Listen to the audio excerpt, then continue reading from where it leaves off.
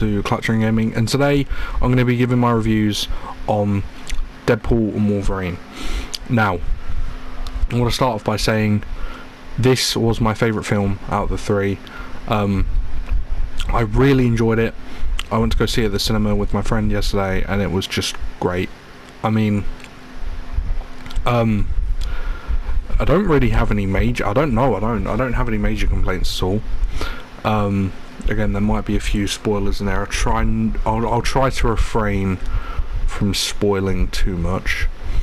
But obviously, if you don't understand the title, Wolverine is in this one, and I don't know if I've ever said this, but Wolverine is my favourite Marvel my favourite Marvel character. He's just, I don't know, I think he's got a lot of lore and a lot of complexity, and I just really enjoy Wolverine. But yeah, that's what I was really happy to see him in, and it meant a lot to me that he was in the movie. So, my favourite Marvel movie is Logan.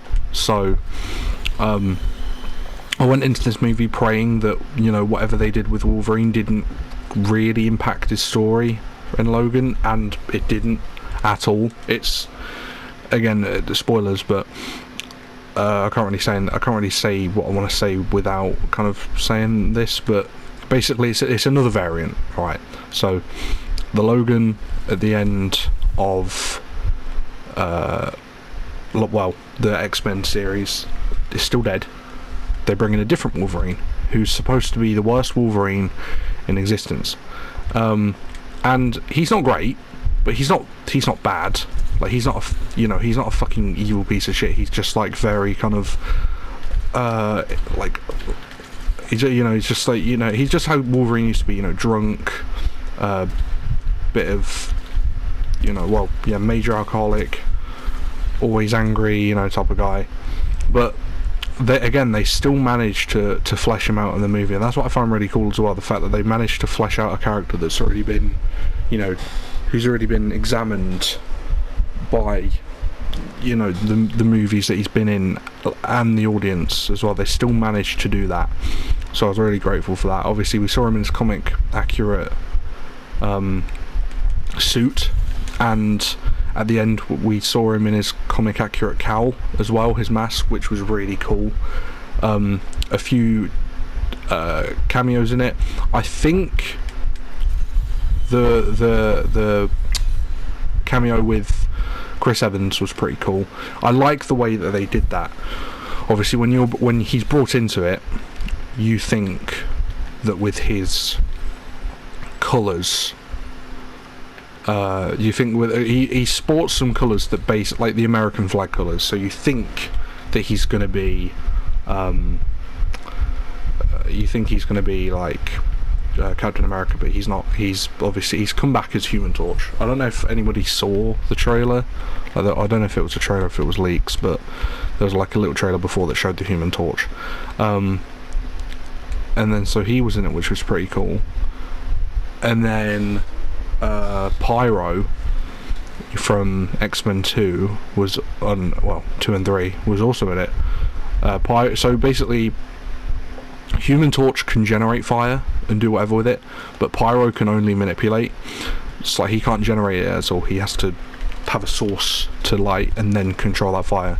And he basically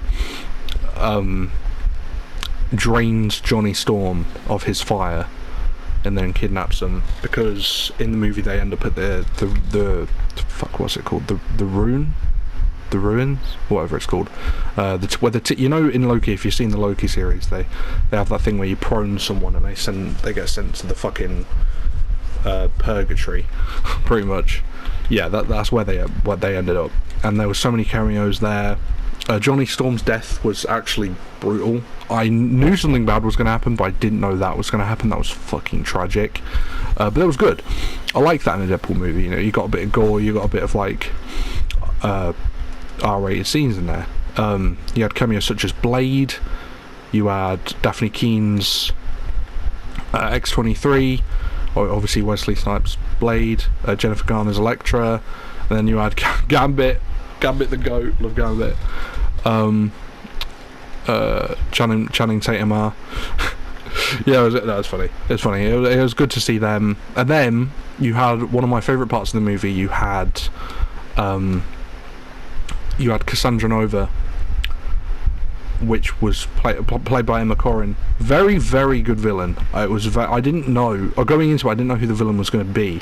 I thought Cassandra Nova was actually going to be a small role, but no, she was the villain for all of it. If you don't know, Cassandra's Charles Xavier's sister, and she's very, very overpowered. She's an Omega level mutant. She has similar powers, but she has a few more. She has like telekinesis and shit. You know, she's like really good, and acting was phenomenal, and one of the best villains we've had in Marvel for a long time. Deadpool's story was fleshed out as well. Very good. We got to see old Juggernaut in it again. I really thought that they were going to bring in new Juggernaut. But, you know, I'm not really too fussed about that. One thing I'm fussed about, though, is that they fucking teased me, because there were leaks going in that we were going to see a Hulk versus Wolverine fight, and that would have been sick. I've been waiting so long for that fight, and